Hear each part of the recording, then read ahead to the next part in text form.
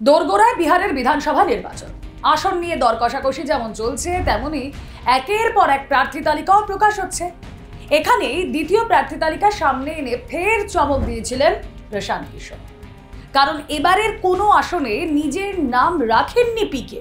তারপরে জল্পনা শুরু হয় যে তাহলে কি ভোটে হাতে খড়ি হচ্ছে না এই দুধে ভোট কুশলী। নিজেই সেই উত্তর দিয়ে জনসুরাজ পার্টির প্রধান প্রশান্ত কিশোর জানিয়ে দিলেন নির্বাচনে প্রতিদ্বন্দ্বিতা করবেন না, বরং দলের স্বার্থে প্রার্থীদের জেতানোই তার মুখ্য ভূমিকা হতে চলেছে। কিন্তু কেন এই স্ট্র্যাটেজি নিলেন পিকে?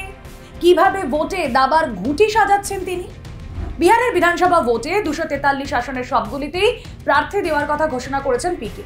গত 9 অক্টোবর প্রথম দফায় 51টি আসনে প্রার্থীদের নাম ঘোষণা করেন দলের সর্বভারতীয় সভাপতি উদয় সিং। 13 অক্টোবর দ্বিতীয় দফায় আরও 66 প্রার্থীর নাম ঘোষণা করা হয়। কিন্তু চমকে দেওয়ার মতো বিষয় হলো কোনো তালিকাতেই পিকের নাম নেই। এতদিন বিহারের অলিতে গলিতে প্রশান্ত কিশোর বনাম আরজেডি নেতা তেজস্বী যাদবের লড়াইয়ের খবর শোনা যাচ্ছিল।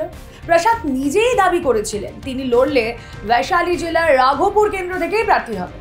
ওই আসনের বিদায়ী বিধায়ক তেজস্বী। সেখানে তার দল আরজেডির জমি শক্ত, সেই জমিতেই থাবা বসাতে চেয়েছিলেন প্রশান্ত কিশোর। রাঘোপুর ছাড়া বিকল্প হিসেবে নিজের বিধানসভা এলাকা করগাহার থেকেও লড়ার কথা বলেছিলেন। কিন্তু দ্বিতীয় তালিকায় রাঘোপুর কেন্দ্রের জন্য চঞ্চল সিং আর করগাহার কেন্দ্র থেকে রিতেশ রঞ্জনকে বেছে নেওয়া হয়। ধোঁয়াশা তৈরি হয় পিকের নির্বাচনী লড়াই নিয়ে। সব জল্পনার অবসান ঘটিয়ে সংবাদ সংস্থা পিটিআইকে দেওয়া সাক্ষাৎকারে প্রশান্ত কিশোর জানিয়ে দিলেন জনসুরাজ পার্টি সিদ্ধান্ত নিয়েছে ভোটে প্রতিদ্বন্দ্বিতা না করে আমার সাংগঠনিক কাজে মনোনিবেশ করা উচিত। नहीं कर रहे हैं। पार्टी ने निर्णय लिया है कि मेरे पास पहले से जो काम है इसी को अगर मैं पूरी तरीके से कर लूं तो काफ़ी है। तो अगर मैं चुनाव लड़ने जाऊंगा तो 2-4-5 दिन जो नुकसान होगा उससे जनसुराज के कई प्रत्याशियों को नुकसान हो सकता है। इसलिए पार्टी लार्जर पार्टी हित में मुझे जिम्मेवारी दी गई है कि जो मैं काम कर रहा हूँ ये काम करता रहूँ। এনডিএকে নিয়েও ভবিষ্যৎবাণী করেন তিনি। বলেন এবারের ভোটে বিহারের পরাজয় হবে এনডিএ। নীতিশ কুমারের দল জেডিইউ 25টি আসন জিততেও হিমশিম খেতে হবে। বিহার থেকে বিদায় নেবে এনডিএ। মুখ্যমন্ত্রী হিসেবে আর ফিরে আসবেন না নীতিশ কুমার। तो इस बार थके हुए मानसिक तौर पर बीमार नीतीश कुमार अगर वो 100 सीट पर लड़ रहे हैं और इस बार जनसुराज का एक बड़ा प्रयास, एक बड़ा विकल्प लोगों के पास होगा तो 40-42 के, हाँ 25 तो बहुत ज़्यादा मैं सेफ साइड में बोलता हूँ। अब देखिएगा कितनी सीट आएंगी। গত বিধানসভা ভোটে নির্বাচনের নির্ঘণ্ট ঘোষণার কয়েকদিন আগে চিরাগ পাসওয়ান বিদ্রোহ ঘোষণা করেছিলেন। নীতিশের দলের প্রার্থীদের বিরুদ্ধে প্রার্থী দিয়েছিল চিরাগের দল। তার ফলে নীতিশের দলের বিধায়ক সংখ্যা নেমে আসে 43-এ। এবার নীতিশের দল যে আসনে লড়বে তাতে লড়াই করার জন্য জনসুরাজ 3 বছরের প্রস্তুতি নিয়েই নামছে। ফলে পিকে নিজের নাক কেটে নীতিশের যাত্রা ভঙ্গ করতে চাইছেন যে তা একেবারে ক্লিয়ার।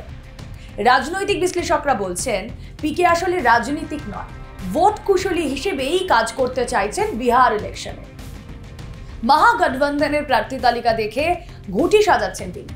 ভোট কাটুয়া হিসেবেই হয়তো বিহার নির্বাচনের স্পটলাইট কেড়ে নেবে জনসুরাজ। কারণ নিজের বক্তব্যেই পিকে স্পষ্ট করে দিয়েছেন তার অন্যতম লক্ষ্য নীতিশের ভোট কেটে নেওয়া।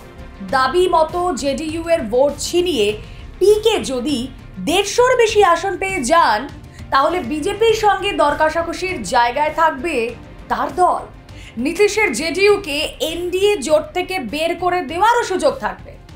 কনফিডেন্ট পিকে সাফ জানিয়ে দিয়েছে এই নির্বাচনে দলের 150টির কম আসন পাওয়া আমাদের জন্য পরাজয়ের সামিল।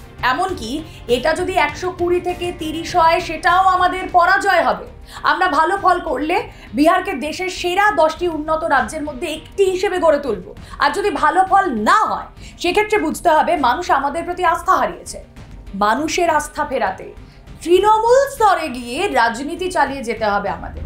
इतने बड़े प्रयास के बाद जहाँ लोगों ने बात को सुन लिया, समझ लिया, उस पर विचार कर लिया, या तो सब कुछ सुनने समझने के बाद भी वो कहेंगे नहीं भाई मुझे नया वोट, नए लोगों पे, नई पार्टी पे भरोसा नहीं है, तो हम लोग को 10 से कम सीट आएगा। और ये कहने में मुझे कोई गुरेज नहीं है, लेकिन अगर लोगों ने जो समझा है उसके अनुसार उन्होंने वोट किया तो 150 से ज़्यादा सीट कम से कम जनसुराज की आएंगी। बीच की कोई व्यवस्था नहीं है, तो हम लोग की चिंता ही नहीं है। बीच की कोई व्यवस्था आएगी तो जो जिनकी आएगी वो समझे, हमें क्या फर्क पड़ना है। এই আত্মবিশ্বাস থেকে ভোট কুশলী পিকে এবার কোন চাল দেন এবং তাতে কতটা চাপ বাড়ে নীতিশের, সেটা নিয়েই আলোচনা চলছে বিহারের অন্তরে।